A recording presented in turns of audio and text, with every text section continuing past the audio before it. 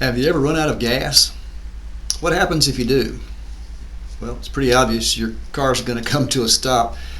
Without a constant supply of fuel to your internal combustion engine, there is no fire and there is no movement. What happens when people run out of gas? Same thing. It comes to a stop, there is no movement. Jesus, 2,000 years ago, told a story, a parable. We call it the parable of the 10 virgins usually. It's a wedding and they're waiting for the groom to come, which was their custom. And it took longer than they expected. And so into the night sometime they realized they were going to run out of oil for their lamps. No gas in the gas tank, if you will.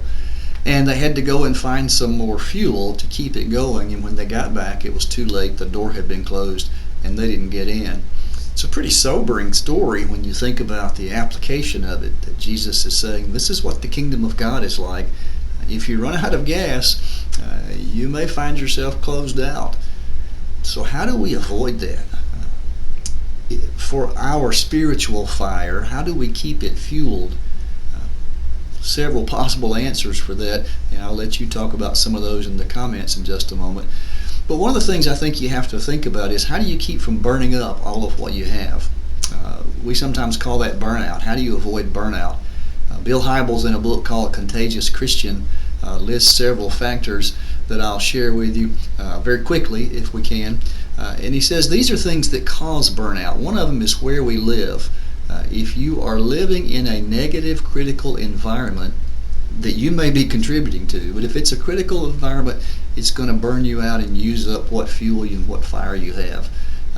How we live, if we're too busy in constant crisis, there's no recreation time, no recovery time.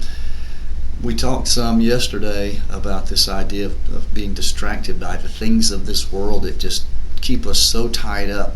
So how we live, how full our schedule is, and whether we've got some time to stop and think and relax and maybe read and recreate, those are important. How we give, and by that Hybels means what we try to do for other people, which is good, but if you try to do too much, too fast, you run out of energy. And he talks about the need to pace ourselves. And some people in ministry and in church settings just really go all out and get gung-ho and do so much that they can't hold it. They can't keep the pace. So how we give. And number 4, how we are received. What's the response, the feedback? Relationships are reciprocal. We want to get some positive feedback. We need to get some encouragement and reinforcement for good things. If we don't, we may get discouraged and quit. Part of that not being in a negative environment is being in an environment, in a church setting, in a church family, where we give each other that reinforcement and keep fueling the fire. What about you? What causes burnout? What causes you to want to just give up and quit? More importantly, what do you do about it? How do you keep fuel? What do you do to beat burnout so that you don't run out of gas, that you don't run out of fuel, and you can keep the fire burning?